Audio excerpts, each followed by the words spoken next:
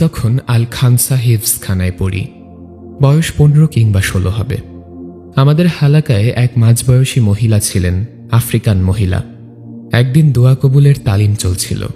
তখন সেই মহিলা কান্না করতে করতে বলেন, আমার মেয়ে অনেক জেদি। সে এমন কিছুর আবদার করছিল যা আমরা সবাই বুঝতাম যে বিষয়টা অসম্ভব। তার বয়স হচ্ছিল, তার জন্য আমাদের বংশীয় ছেলেদের কত প্রস্তাব আসে, কিন্তু সে রাজি হয় না।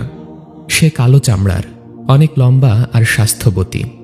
আমাদের গোত্রে এমন মেয়ে মানে অনেক সুন্দরী, কিন্তু এই আরবে তো কালো স্বাস্থ্যবতী মেয়েরা সুন্দরী না। আরবরা সাদা চামড়ার পাতলা ফিনফিনা মেয়ে পছন্দ করে। তো আমার মেয়ের ইচ্ছে সে আরবের সুন্দর ফর্সা চামড়ার একজন ছেলের বউ হবে। আমরা তাকে অনেক বকা দিতাম, বুঝাতাম যে এমন আশা করলে জীবনেও বিয়ে হবে না। মেয়ে বলতো, আমার বিয়ে কি তোমরা দিবা নাকি আমার আল্লাহ দিবেন? কদিন পর আমার বড় ছেলে এক আরবের পক্ষ থেকে প্রস্তাব আনল। আমরা সবাই খুশি হলাম অনেক, কিন্তু আমার মেয়ে না করে দিল, কারণ সেই আরব লোকটা বৃদ্ধ ছিল আর তার আগের 3 জন বউ ছিল। আমার মেয়ের খুব রাগ হলো আর আমাদেরকে সাফ জানিয়ে দিল যে সে দিনদার আরব নীলচোখওয়ালা সুন্দর যুবক চায় আল্লাহর কাছে। তার জন্য যেন আমরা কেউ পেরেশান না হই, আল্লাহ এনে দিবেন তার সেই স্বপ্নের রাজপুত্র। আমরা বুঝেছিলাম ওর আর বিয়েই হবে না। একে তো ওর কালো চামড়া, চেয়ে বসছে সুন্দর সাদা চামড়ার আরব। আমরা নিচু বংশীয় গরিব মানুষ, আর আরবরা সেই ধনী আর উঁচু বংশীয়। সব না হয় মানলাম, কিন্তু নীল চোখ, এ আবার কোন পাগলামি? আরবদের বেশি থেকে বেশি খয়েরি চোখের হয়, কালো আর খয়েরি। নীল তো ইংলিশদের হয়। আমাদের তখন মনে হচ্ছিল ও আসলে বিয়েই করতে চায় না, তাই এসব আবদার করে। একদিন ওকে অনেক বকা দিয়েছি, গায়েও হাত তুলেছি।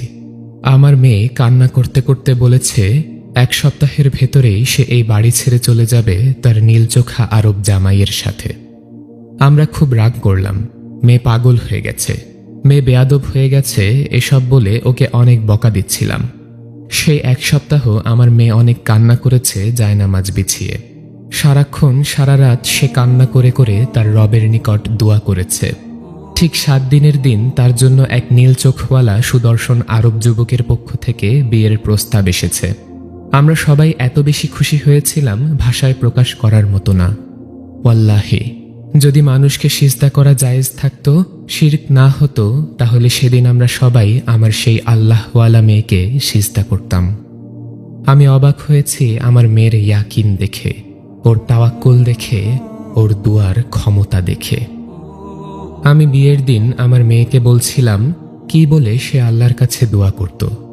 মেয়ে বলল, আমি সারাদিন ইস্তিগফার করতাম আর সারা রাত আমার পছন্দ ব্যক্ত করে দোয়া করতাম, আর আমার ইয়াকিন ছিল আল্লাহর কাছে সবই সম্ভব। আজ 8-10 বছর আমার মেয়ে অনেক সুখেই সংসার করছে। ওদের বাচ্চাগুলো অনেক সুন্দর সুন্দর, কেউ সাদা, কেউ কালো, কেউ বা মাঝারি, কিন্তু মজার বিষয় ওদের সবার চোখের রং নীল। আমরা সবাই একটা ঘোরের মাঝে চলে গিয়েছিলাম ভদ্রমহিলার এই গল্প শুনে। মহিলা প্রচুর কান্না করতে করতে গল্প বলছিলেন, আর আমরা মারাত্মক রকমের ইমোশনাল হয়ে পড়েছিলাম। রাতের তাহাজ্জুদ আর ইস্তিগফারের কি ক্ষমতা, তা এই 2 সময়ে দোয়া না করে বোঝা যাবে না।